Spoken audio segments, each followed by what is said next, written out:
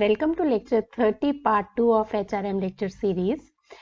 In this particular lecture, we'll talk about fringe benefits, ESOP, pay band compensation, broadband pay structure and golden parachute. So let's start learning. Okay. Now let us talk about one particular kind of incentive plan which is specially meant for managers, and this is fringe benefits. Now what are fringe benefits? Fringe benefits, as the name suggests, छोटे छोटे benefits जिनको perks या perquisites भी कहा जाता है. These are designed to motivate and give tax relief. तो motivate तो कर ही रहे हैं क्योंकि incentive plan है तो उनका purpose तो motivate करना है, लेकिन साथ साथ tax relief दे रहे हैं. यानी these benefits are normally non-monetary. तो ये मॉनिटरी नहीं होते हैं, मैनेजर्स के लिए होते हैं और नॉन मॉनिटरी होते हैं, क्योंकि अगर मनी फॉर्म में होते हैं तो मैनेजर्स की जो सैलरी है वो बढ़ जाती है, और अगर उनकी सैलरी बढ़ती है, टेक होम सैलरी, तो उनका इनकम टैक्स लायबिलिटी बढ़ती है. तो वो मैनेजर्स को जो टेक होम सैलरी है वो बहुत कम हो जाती है, तो उन्हें लगता है कि ऐसे बेनिफिट्स का कोई फायदा नहीं है. Now in that case company prefers to give them fringe benefits and in non-monetary, so that these managers get tax relief also. ठीक है. Now what all is included in fringe benefits? Free transport, गाड़ी दी जा सकती है, गाड़ी with chauffeur driven car, और may be companies vehicle, यानी company की गाड़ी जो सारे वर्कर्स को पिक कर रही हो, तो free transport. Flexi hours, managers को ऑप्शन दी जाती है कि एज पर देयर कन्वीनियंस वो काम कर ले, यानी फिक्स टाइम नहीं है, 9 to 5 9 to 7 ऐसे फिक्स नहीं है. Flexi hours, this is also one of the incentives.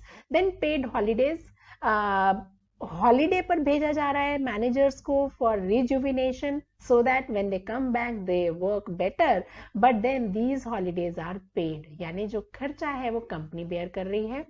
Medical allowances, जिसको हम कहें कि अगर हेल्थ का कोई प्रॉब्लम आता है मैनेजर को या उसकी इमीडिएट फैमिली को, then medical allowance is given by the company.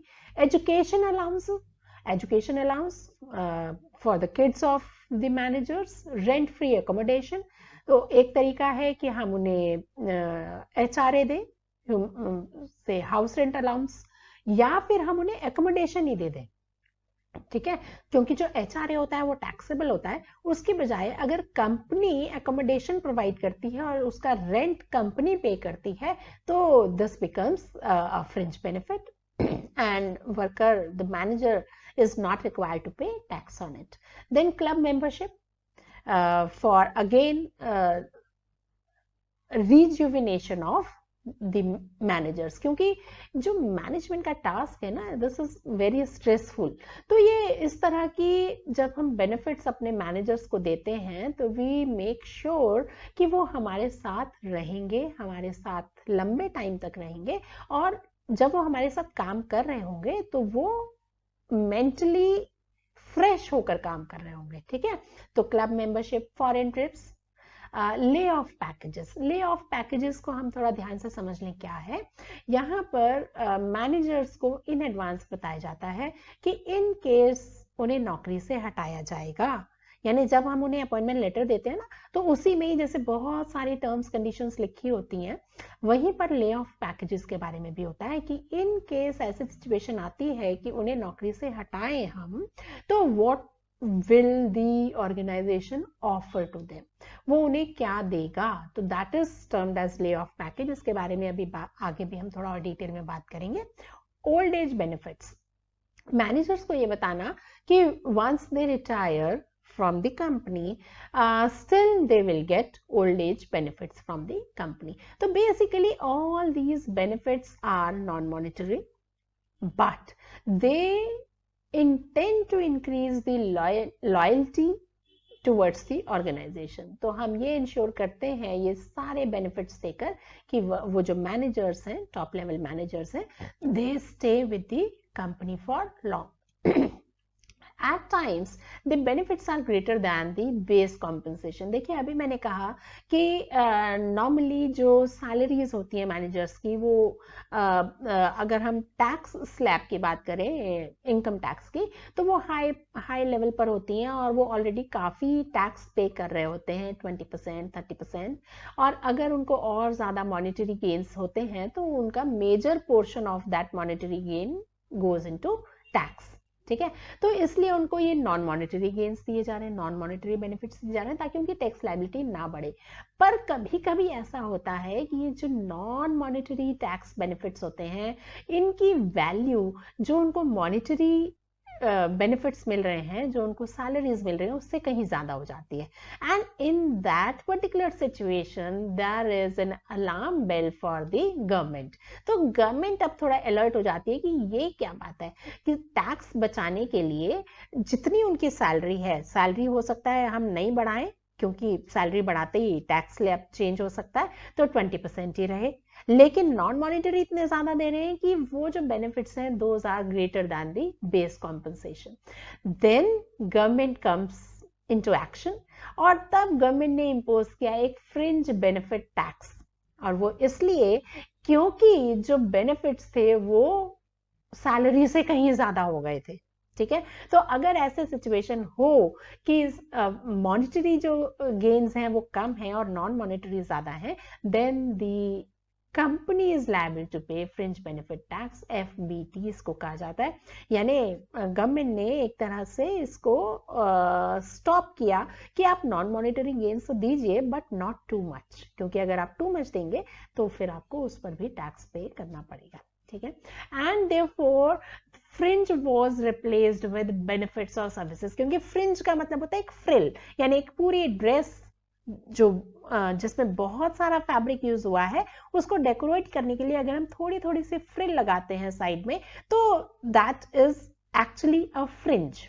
ठीक है, लेकिन जब ये पता चले कि पूरी ड्रेस ही फ्रिल की बन गई है यानी या major portion of the dress is frill, तो फिर don't call it a frill, then call it a dress itself. तो यही कहा गया कि आप उसे फ्रिंज मत बोलिए, फिर वो फ्रिंज नहीं है, rather that is in itself a benefit services. Okay, तो इसको हम बोल रहे हैं कि वही आपकी कॉम्पेंसेशन हो गई, वही आपकी सैलरी हो गई। Actually fringe benefits are indirect form of compensation. तो ये हम पहले से ही बताते आ रहे हैं कि नॉन मॉनेटरी है और इनडायरेक्ट फॉर्म ऑफ कॉम्पनसेशन है, और इसका बेसिक पर्पस तो यही था कि टैक्स रिलीफ मिले मैनेजर्स को और लॉयल्टी बढ़े टुवर्ड्स द ऑर्गेनाइजेशन। ठीक है, now let us talk about ESOP। मैंने अभी कहा था कि हम इसके बारे में डिटेल में पढ़ेंगे। ESOP, this is eligible executives are allotted company shares. Eligible executives, इसको आप ध्यान दीजिए कि हम सारे एग्जीक्यूटिव्स को नहीं दे रहे, एक तो हम सारे वर्कर्स को नहीं दे रहे, सिर्फ एग्जीक्यूटिव्स को दे रहे हैं, और सारे एग्जीक्यूटिव्स को नहीं, सिर्फ एलिजिबल एग्जीक्यूटिव्स को। Eligible executives are allotted company shares, और इन शेयर्स को कहा जाता है स्वेट इक्विटी। इक्विटी शेयर्स होते हैं, आपको पता है, जब हम उसे स्वेट इक्विटी बोल रहे हैं इसका मतलब ये कि मेहनत के बदले जो शेयर्स दिए जा रहे हैं, यानी if these executives who are eligible, if these executives are working very hard for the betterment of the company, for the growth of the company, for development of the company, therefore they are being paid this sweat equity। ये मेहनत की shares उनको दिए जाते हैं, पसीने के shares उनको दिए जाते हैं, and they are given below the market price. ठीक है, तो कम रेट पर, फेस वैल्यू पर जब कंपनी के शेयर्स ऑफर किए जा रहे हैं एलिजिबल एग्जीक्यूटिव्स को, तो that is employ stock ownership plan, ESOP। ठीक है, here the share price depends on wage level और लेंथ ऑफ सर्विस। तो डिपेंड करता है, यानी ये जो एलिजिबिलिटी है ये हम कैसे काउंट कर रहे हैं एग्जीक्यूटिव्स की, कि एक तो वो कौन से वेज लेवल पर काम कर रहे हैं ऑर्गेनाइजेशन में। तो अगर वो अभी हायर वेज पर काम कर रहे हैं, हायर पे स्केल पर हैं, तो they become executives, and for how long they have been associated with the company. तो कितने सालों से, ऐसा तो नहीं कि बिल्कुल अभी अभी ज्वाइन किया है। तो अगर उन्होंने बिल्कुल अभी अभी ज्वाइन किया है तो स्वेट इक्विटी उनके लिए नहीं है। स्वेट इक्विटी उनके लिए है जिन्होंने कंपनी में काफी लंबे टाइम तक तक मेहनत की है, पसीना बहाया है और उससे कंपनी ग्रो हुई है, कंपनी में डेवलपमेंट हुआ है, कंपनी के शेयर्स की वैल्यू बढ़ी है, ठीक है। तो बेसिकली हम कितने का देंगे below the market price? Normally it depends on wage level और length of service of the worker, of the executive. इसका तरीका क्या है? जो हम बिलो द मार्केट प्राइस उनको दे रहे हैं, तो नॉर्मली जितने शेयर्स उनको दिए जाते हैं उसके लिए उनसे पेमेंट नहीं ली जाती है, रैदर हर महीने some amount is deducted from their salary every month, ठीक है। तो इंस्टॉलमेंट पे करनी है, यानी एक्चुअली शेयर्स के लिए डायरेक्टली वो कुछ पे नहीं करते हैं। उनको सपोज 100 शेयर्स दिए गए और 100 शेयर्स, हर शेयर का प्राइस सपोज 500 रुपीज है, तो ये जो टोटल अमाउंट बना ये वर्कर को पे नहीं करना है, इसको इंस्टॉलमेंट में थोड़ा थोड़ा हर महीने उसकी सैलरी में से डिडक्ट कर लिया जाता है, ठीक है। तो एक्चुअली वर्कर के ऊपर कोई बर्डन नहीं आता, उसको इस तरह से 100 शेयर्स मिल गए जिनकी वैल्यू 500 पर शेयर है, right. Part of executive compensation plan, मैंने कहा है कि this is meant for executives यानी सीनियर लेवल वर्कर्स के लिए है, तो ये एग्जीक्यूटिव कॉम्पनसेशन प्लान का हिस्सा है and not of operative workers compensation. तो जो लोअर लेवल पर वर्कर्स काम करते हैं उनको शेयर्स नहीं दिए जाते, उनको स्वेट इक्विटी नहीं दिया जाता। Sweat equity is meant for higher level workers, तो उनका कॉम्पनसेशन प्लान का पैकेज बनता है ये। This is restricted to only permanent members, तो वो मेंबर्स जो थोड़े टाइम के लिए हमारे ऑर्गेनाइजेशन से जुड़े हैं उनको शेयर्स नहीं दिए जाते। तो ये जो ESOP है, this is only meant for permanent members of the organization. The better the performance of the company, the higher will be the share price. देखिए ESOP से ड्यूअल पर्पस सर्व हो रहा है, एक तो ये इंसेंटिव तो है ही हायर लेवल वर्कर्स के लिए, एग्जीक्यूटिव्स के लिए, मैनेजर्स के लिए, साथ साथ हम ये इंश्योर कर रहे हैं कि once they become the shareholder of the company, तो वो पूरी कोशिश करेंगे कि कंपनी के शेयर प्राइस बढ़े मार्केट में, क्योंकि अगर शेयर प्राइस बढ़ता है तो अब उनको भी फायदा होगा, because now they are the shareholders, ठीक है। तो अब शेयर प्राइस बढ़ता कैसे है? तो जैसे जैसे कंपनी अच्छा परफॉर्म करती है, कंपनी की गुडविल बढ़ती है, कंपनी के शेयर्स की डिमांड बढ़ती है, यानी शेयर प्राइस बढ़ता है।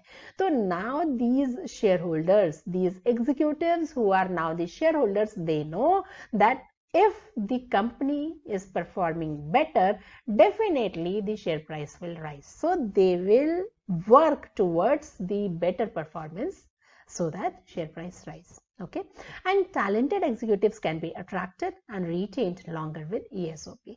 तो मैंने ये कहा कि हम शेयर्स दे किसको रहे हैं? जो ज्यादा टाइम तक हमारे पास है, परमानेंट वर्कर है, ठीक है। तो पहली बात तो ये कि जो परमानेंट होगा उसी को दे रहे हैं, यानी one who is working with us for a long time. More over eligible executive को देंगे, यानी उन एग्जीक्यूटिव्स को देंगे जो टैलेंटेड हैं, जिनमें स्कोप है, जो ज्यादा अच्छा परफॉर्म कर रहे हैं, पोटेंशियल जिनका अच्छा है, तो उनको हम अट्रैक्ट भी कर पा रहे हैं और रिटेन भी कर पा रहे हैं अपने पास, क्योंकि देंगे ही उनको जो हमारे पास फॉर अ लॉन्गर ड्यूरेशन यानी परमानेंट तरीके से हमारे पास है, ठीक है।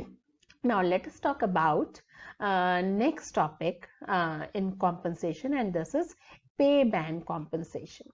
Now what is pay band compensation? Pay grades देख लेते हैं क्या है. A sequence of job levels is made and all jobs at one level are of equal value to the organization. हम क्योंकि कॉम्पनसेशन प्लान बना रहे हैं तो हमें ये डिसाइड करना है कि किस लेवल के वर्कर को कितनी वेजेस या सैलरीज देनी है।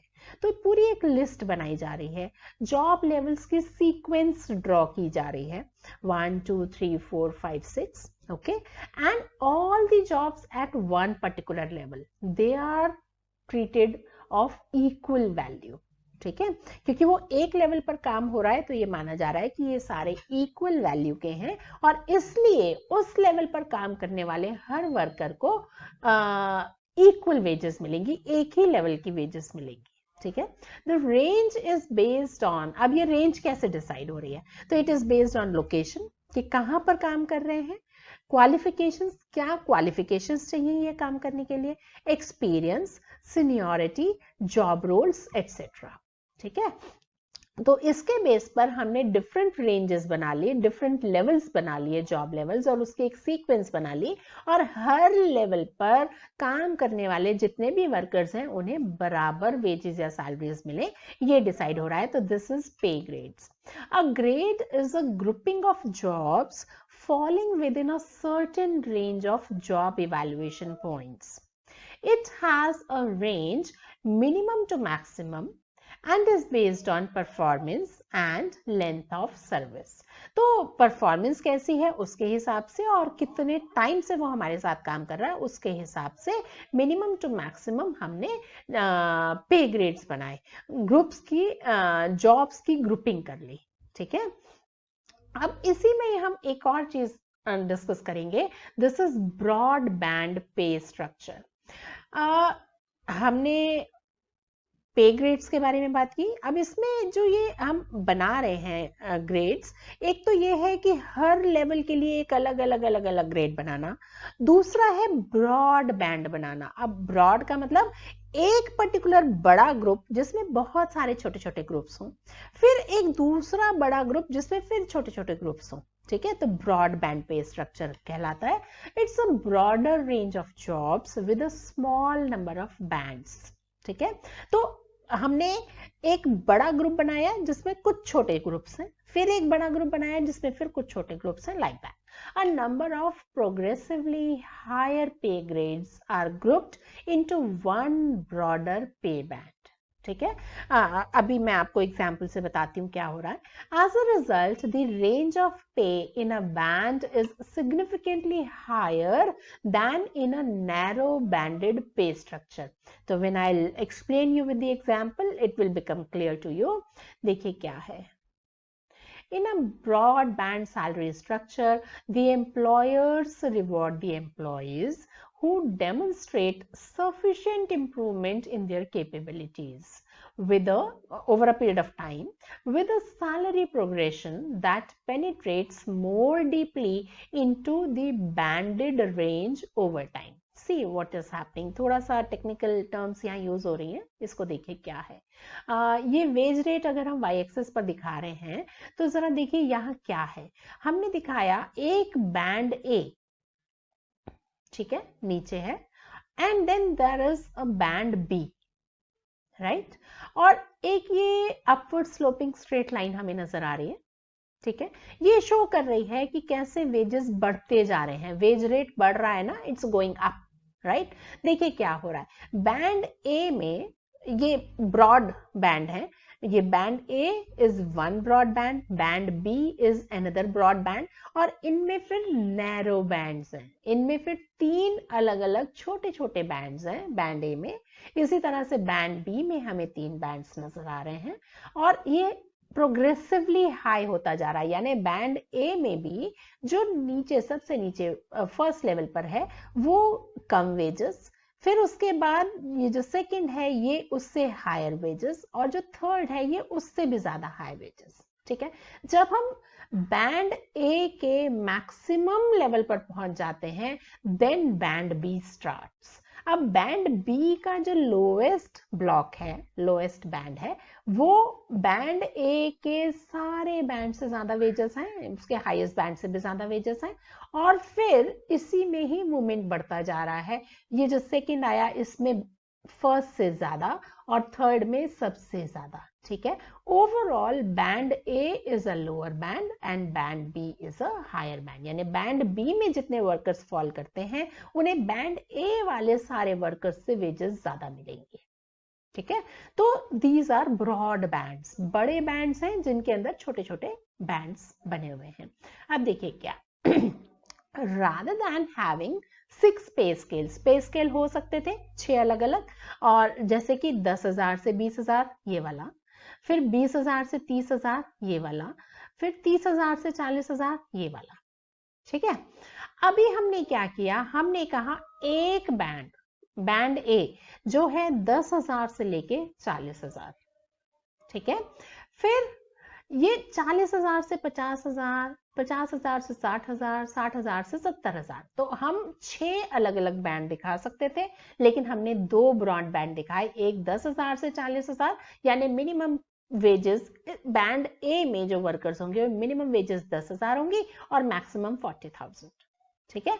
On the other hand band B में जो वर्कर्स फॉल करते हैं उनमें मिनिमम वेज जो स्टार्टिंग वेज है वो 40,000 और मैक्सिमम पहुंच जाएंगे 70,000, ठीक है। Then they can be band C as well, so it depends कि हमारा ऑर्गेनाइजेशन किस तरह का है और वहां पर कितने लेवल के काम होते हैं। तो बैंड सी भी हो सकता है जिसकी मिनिमम वेजेस 70,000 होंगी और इस तरह से आगे बढ़ते जाएगा, ठीक है।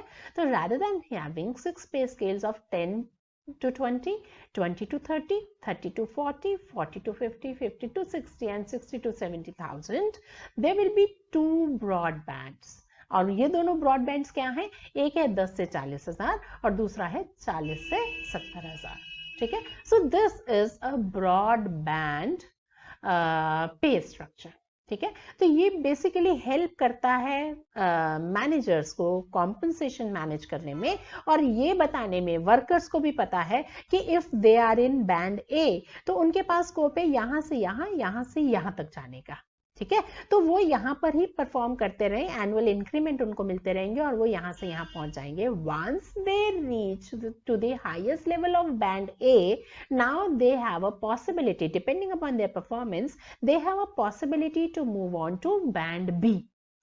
And once they enter into band B तो उन्हें पता है कि अगर वो बैंड बी में आ गए हैं तो ये जो 40,000 से उनकी स्टार्टिंग हो रही है, now they can go up to 70,000 depending upon their performance. तो ये हम उन्हें इंसेंटिवाइज कर रहे हैं, उनको बेटर परफॉर्म करने के लिए मोटिवेट कर रहे हैं कि if you are in this band तो डोंट स्टॉप हियर, यहां तक जाने की पॉसिबिलिटी, आप यहां तक जाइए। Once you reach here then there is a whole new broadband जिसको आप ज्वाइन कर सकते हो, यहां से फिर यहां ऐसे प्रोग्रेस कर सकते हो, ठीक है।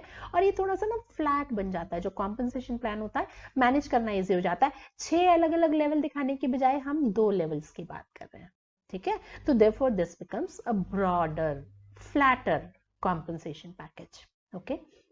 Now let us talk about the last topic of this lecture and this is golden parachute.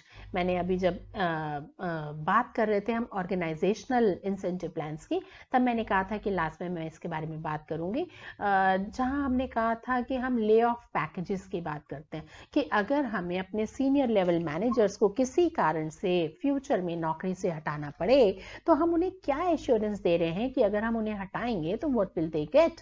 हो सकता है वो अभी कोई और नौकरी छोड़कर हमारे पास आ रहे हैं और हम सडनली उन्हें इस नौकरी से हटा दें तो दे विल बी नोवेयर, है ना। तो उनको हम क्या एश्योरेंस दे रहे हैं, वो that is called golden parachute. देखिए क्या हो रहा है, it is a term used to describe compensation given to the top executives of the company because of their termination. उनकी जॉब जाएगी due to the mergers and acquisition process, कि अगर ऐसा होता है कि इन फ्यूचर हमारी ये कंपनी किसी और कंपनी के साथ मर्ज होती है या कोई और इसे एक्वायर कर लेता है और उस प्रोसेस में हो सकता है कि कुछ ऐसे सीनियर एग्जीक्यूटिव्स हो जिनकी नौकरी खत्म हो जाए, तो व्हाट विल दे गेट, ठीक है। At the time of the mergers and acquisition process, many top executives of the target company lose their job post acquisition, क्योंकि वर्कफोर्स बढ़ जाती है तो काफी सारे जो सीनियर एग्जीक्यूटिव्स हैं उनको नौकरी से हटाया जा सकता है।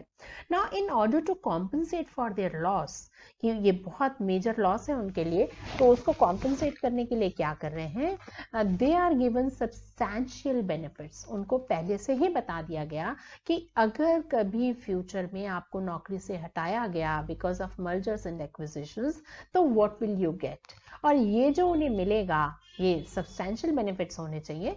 And these are popularly known as golden parachute. Parachute हमें समझ आता है कि जब किसी एक एरोप्लेन से इमरजेंसी एग्जिट करना होता है तो पैराशूट यूज किए जाते हैं, ठीक है। तो यहां पर हम बता रहे हैं कि if there is an emergency, if are company merges or is acquired by any other company and if you are forced to leave, तो अगर ये emergency exit होगा आपका, तो आप कैसे करेंगे? तो वो गोल्डन पैराशूट शुरू में ही ऑफर किया जा रहा है, उनको पहले ही बताया जा रहा है इन एडवांस कि आपको गोल्डन पैराशूट मिलेगा, कंपनी छोड़कर जाने के लिए आपको क्या बेनिफिट्स मिलेंगे उसके बारे में। Compensation can be in monetary और नॉन मॉनिटरी टर्म्स, तो कैसे भी हो सकती है। ये जो बेनिफिट्स हैं ये दोनों तरह के हो सकते हैं, सिर्फ एक तरह के हो सकते हैं। इसमें कैश बोनस हो सकते हैं, स्टॉक ऑप्शन हो सकती है कि नई कंपनी में आपको शेयर्स मिले, या सिवियरेंस पे। सिवियरेंस पे होती है कि जब आप हमें छोड़ रहे हैं, हम आपको हटा रहे हैं, तो हम आपको क्या देंगे।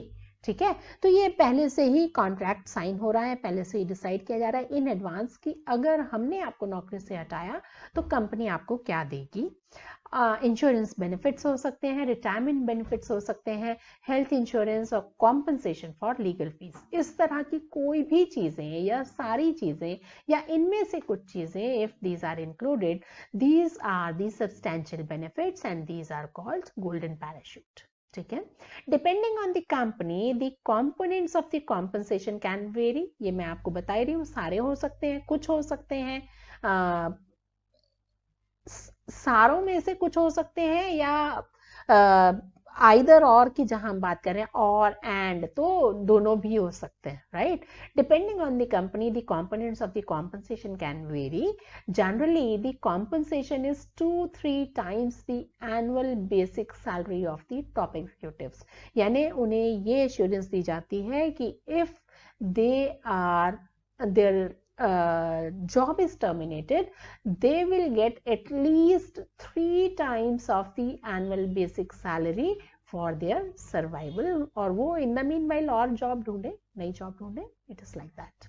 Okay, so with this we complete our discussion on compensation management.